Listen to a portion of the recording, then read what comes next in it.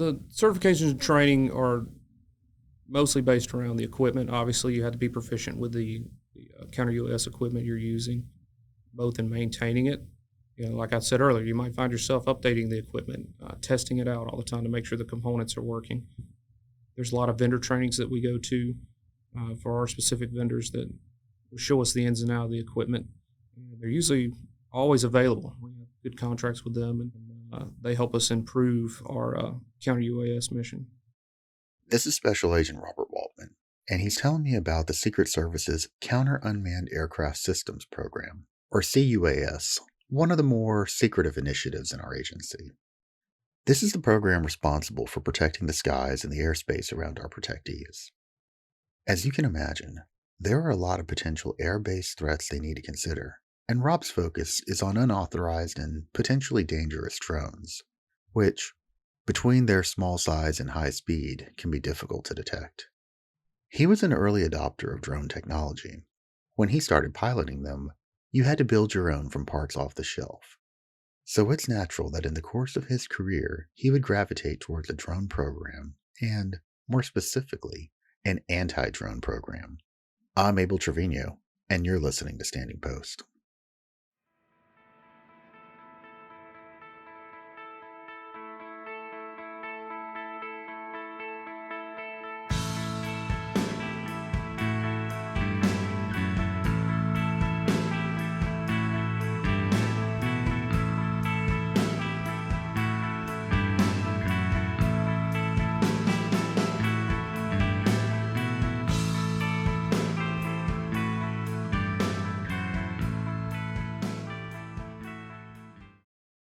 So it's nice to finally meet you in person. I know we've emailed each other a couple of times back and forth, but we hadn't actually met until just now. So could you introduce yourself to me and the listeners? Hello, I'm Robert Waltman. I'm a special agent with the Secret Service. Been with the service for about 20 years. Been in a few different capacities in the service. I started as a uniform division officer back in 2003. I did that till 2006. Then I transferred to the Carter Detail, former President Carter Detail, in 2006, and I was there about 2013 when I transitioned over to Special Agent. I've been a Special Agent ever since, so I'm a little over 20 years now. Okay. And I know Rosalind Carter had just passed away. Do you have any memories or anything? Oh yeah, I have many memories of Miss Carter. As she was getting up in age, they still were just very vibrant people and exercised every day. They ate very well, very cleanly. And I would always remember driving her around, and even being older and her getting around good, she would have conversations about age, and she would always make the comment, I think at that time she was in her 70s. I might be 70, whatever, but I still don't feel it. I feel just like I'm still in my early 40s. So she was a firecracker of a woman. I'd say I know they're just full of vigor. They're doing way more physically than most people I know in their 40s at their ages, which is just phenomenal. Yeah, and I actually traveled all over the world on that detail with him. It was a great experience.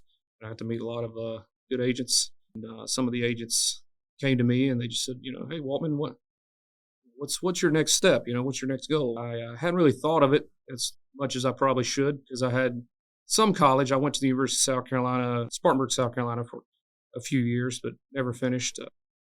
So I had a family young, and while we had young kids, I just began working a few jobs, make ends meet. Progressively more experience. I actually started in the South Carolina National Guard at the age of 17. That was a good bit of experience, and I had done my normal drills and annual trainings. And it was through that I got activated right after 9/11 and ended up doing airport security with Operation Noble Eagle. And I did that for almost 6 months. So at that time, the FAA liaison there at the airport came to me and said, hey, President Bush is signing in this new agency of the government called the Transportation Security Administration. I began to travel around federalized airports throughout the nation, and we were in Norfolk, Virginia, doing some extended work. One of my friends said, I want to apply for the Secret Service. I want you to come with me. And I said, I don't think I'm qualified for that. And he said, nah, just come with me. I don't want to go alone. So I went, and the rest is history. Can you tell us a little bit about your time in the uniform division and how you became a special agent? So my time on uniform division was all at the White House. I was assigned as on C shift, which is afternoons basically for them.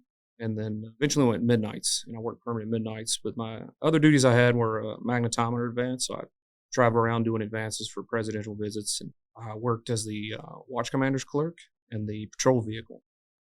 As watch commander's clerk, during that time, one of the residual duties was to help guys when they're doing a transfer. So a guy came to me and asked if I could help him do some of his transfer paperwork, and I did, and was transferred into the Carter detail as an SO, special officer. Still a law enforcement position, still the same law enforcement retirement. And I asked him about it, inquired, and said, if you ever get a chance, that's close to where I'm kind of from in South Carolina, plug my name. And it was about a year later, an ASAC from the Carter detail called me and said, hey, would you like to still put in for the job? And I almost forgot about it. I was like, sure. And it was during this time that you were on the Carter detail before you were a special agent that you actually got into drone operation. Can you tell me how that happened? Yeah, that's correct. So while I was on the Carter detail, Jimmy Carter was very well known in the community and respected, and would travel around and meet a bunch of people in the community. And one of those people happened to be a farmer out that lived just outside of Americus, Georgia, and had a RC flying field, and also did farming as well. But we would go there, and I ended up meeting an interesting group of guys out there that flew planes, and I had a young son at the time, so I started kind of meeting up with some of those guys at the field and learning to fly RC aircraft. At that time, drones were really beginning. Like, there was very, very few drones on the field.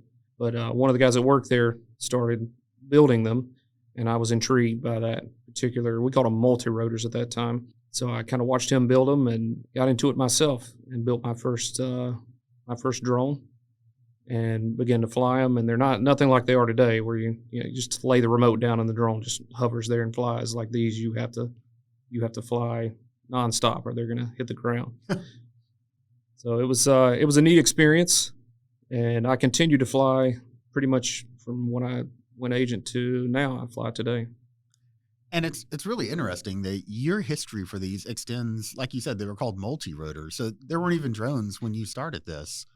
And you're part of that generation of people who they had to start from scratch. And, basically it doesn't exist anymore, but you would run down to like a Radio Shack and buy the parts to build one of these things.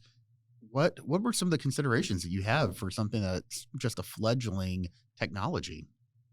At that time, I didn't really realize I was on the cusp of something that would become the highlight of the industry right now. We were just a bunch of guys buying individual pieces and assembling them into the frame of the drone. And there was GPS technology, not quite as advanced as it is today. And back then, there weren't regulations for being a drone pilot. What were some of the requirements then, and how do those requirements compare to what it takes to be a drone pilot now? There were none. There were no considerations at all. Who would have thought that people would start building these things, and then you would start seeing them more in stores, and then seeing them more at sporting events, and they were becoming kind of a nuisance. And the FAA was at the point of beginning, hey, we got to have a little bit of regulation to this. We're kind of in the cowboy era right now. So the FAA created a remote pilot certificate program called the Part 107, mostly for professional pilots. Recreational pilots could still fly and still can fly at local fields, RC fields, sanctioned fields. But if you're a Part 107 pilot, you have to abide by certain rules you go through. It's a pretty extensive course, and you take a test, and you actually get you get your card that you carry in your wallet that says you're a Part 107 pilot, and the laws and regulations. You have to be a lot more knowledgeable of the drone you're flying and where you're flying it. One of the biggest things that came in was the height restriction. Drones, you could fly them pretty much wherever you wanted and as high as you wanted. And that restriction is 400 feet today, so you can't fly a drone over 400 feet. And just to be clear, when I was in Iraq, I would see Predators and Reapers, and when you see photos of them out of context and like on a runway or on the ground, they look like they're relatively small drones, but you see them up close, they're the size of a bus. And you're talking about, you know, drones that aren't quite that big, but are how big in context? Oh, yeah, considerably different. So, having done a mission a year or so back, and actually going to the base in Syracuse, New York, and seeing an MQ-9 Reaper, yeah, I can guarantee you those are completely different animals we're talking about. Those type drones are going to be on a radar level where, like a regular airspace FAA tower, is going to be picking up with their radar versus much smaller frame, I guess, aircraft, remote controlled aircraft. The FAA regulation right now for the Mini is 255 grams or less. That's about the size of your iPhone, not much bigger than your iPhone, and a little bit larger than that, but up to 55 pounds. And over 55 pounds is still somewhat considered a drone, but there's a lot more licensing and considerations. You're getting into agricultural type. And so we deal with mostly those, I would say, consumer quality drones that you buy at places like Best Buy, or you order online from your hobby shops and stuff like that. And for context, I know materials have changed over the years. How big is a 55-pound drone? So a 55-pound drone is probably going to be made of carbon fiber. Most of the batteries are going to be, that's going to be most of your weight. But we're talking a pretty good size microwave. From our experience, I can tell you you're not really going to see many drones out there that are that size unless it's hobbyist level. So when you're getting into that size, you're really in the commercial realm. You're doing guys that are doing surveys. Those aren't commonly seen. The ones you mostly see are going to be the hobby grade, purchased from online or off the shelf at Best Buy or some store like that. And the prevalence of drones, just being able to go down to a local box store and buy one off the shelf, that's kind of what brought them to the Secret Service's attention. Yeah, there you have it. That's a great way to put it. Basically, it's like the former Chancellor Merkel event, where someone had a drone, flew it to a speech she had right on stage, and there it is.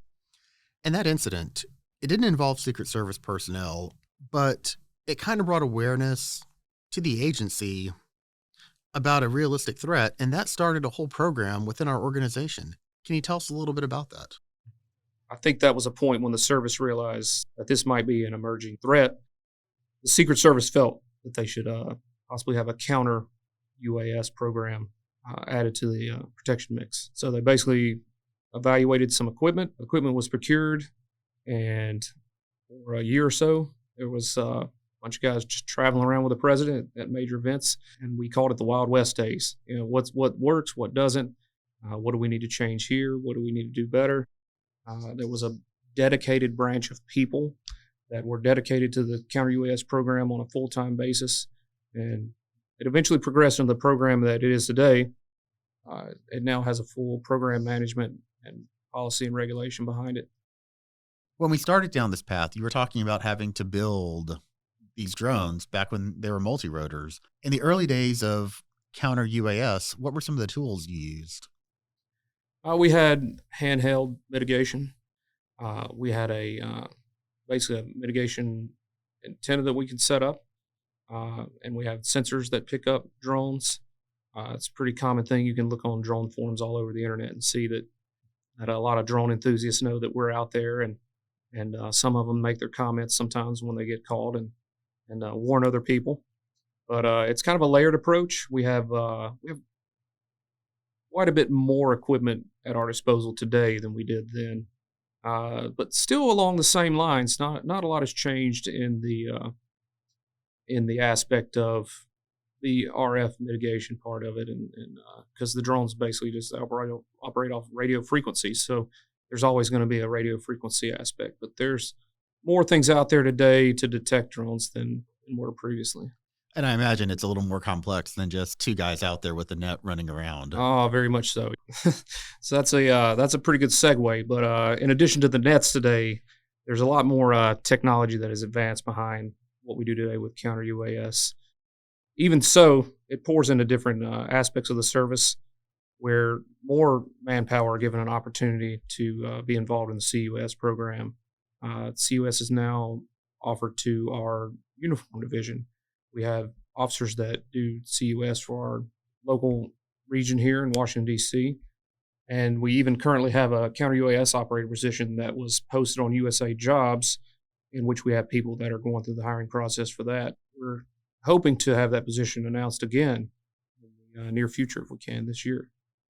It sounds like this field is constantly growing. What does the day-to-day look like for someone taking a counter UAS position? So I'd say a very good question. And with counter UAS, you could really find yourself doing a number of things on a daily basis.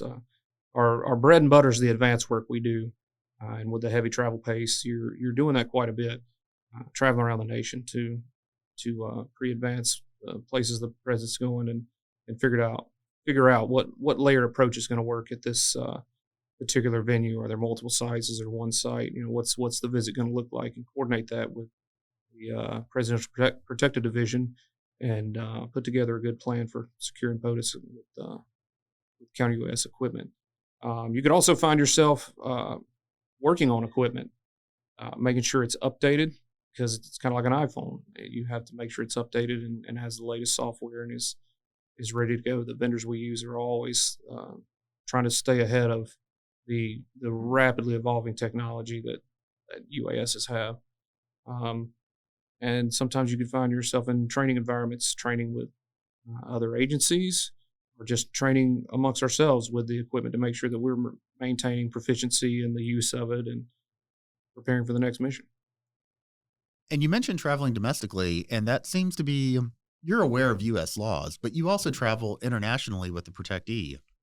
Do you have to be aware of international laws? Are there special considerations when traveling to foreign countries to do counter UAS? Oh yeah, very much. That's a huge consideration. I personally have traveled kind of all over the world with doing protectee visits and working with the locals via the embassy and local C-UAS assets in the country. Some countries actually don't have a C-UAS program, so we kind of come in and see their laws and what they're comfortable with, and make sure we're not violating any FCC version laws with using RF equipment and such. And some countries we just piggyback off of the equipment that the country has, which is usually vetted and similar in nature to ours, and we just liaison with them and make sure that the protectee is secured like he would be. The international community as a whole, we work with them as well at times. So you'll go to these small conferences that we go to around the country, and a lot of times you'll meet those guys, and they might be speakers at those conferences. Some countries we've helped them in developing their program. They might not have had something the first time you went, and then subsequent times they're beginning to develop their own counter UAS program. So it's a small community. We try to all work together. And development's a big part of this technology because it's constantly emerging and constantly evolving. How do you stay up to date with that? Oh, there's so much research and development behind counter UAS, behind UAS as a whole. There's capabilities that we use them for that help our mission. So the counterpart of it is not just the most emerging part. The technology itself between UASs and counter UASs is massive. So behind that is a very large research and development push, which is always ongoing. There's many vendors out there that have the kind of hold the counter UAS equipment and capabilities and stuff like that. And a lot of times you'll go to these conferences, these small conferences. It is a smaller community. For instance, I'm speaking at one next month, and it's a Department of Homeland Security conference in which I'll see a lot of the partners that I work with in the program management side of the counter UAS program. And there'll be vendors there, and we all speak and bring together the information we have with the counter UAS community. And it truly is a huge collaboration, federal government and nation and worldwide. What advice do you have for someone who wants to, break into this field? Do they need certifications? Do they need special training? That's a good question, but believe it or not, you don't really need any of that. To pursue that, if you're already part of the service or seeking federal service, we have opportunities all over the board, from our technical security investigators to uniform division to special agent. Whatever group you find yourself in within the Secret Service, there's an opportunity there. And if you show an interest in that, going that direction, we have a the Secret Service drone school. We have the C-UAS basic operator course. The opportunities are there for us to train you. You just have to really want to be a part of that program. We have the C-UAS operator position, which is will be on USA Jobs. You just apply for it. I mean, we recruit for it. We look for military guys and civilians that have shown interest and talked to us about it. Like me, I mean, I never had a direct path. I got hired with the service as kind of a fluke. I went to a recruiting event with a friend, and I'm sitting here today, 20 years later. It just took a few guys that had some faith in me and mentored me and encouraged me. That's the advice I would give. Look for those people that'll steer you in the right direction and work with you to get where you want to be. Thank you so much for your time today. I know I've taken up a lot of it. Appreciate you having me. Thank you. A big thanks to Special Agent Waltman for joining us. I know he travels a lot, and he was able to come into the studio between trips. We really appreciate him making the time for this. If you're interested in drone technology and want to be a part of our team, start your career journey at secretservice.gov/careers. And you can always check usajobs.gov for openings. For Standing Post in the United States Secret Service, I'm Abel Trevino. Thanks for listening, and, as always, stay vigilant.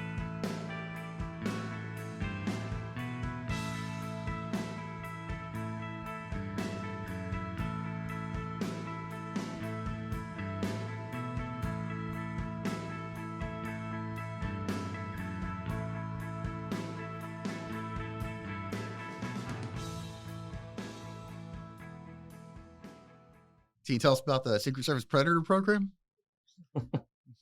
Unfunded.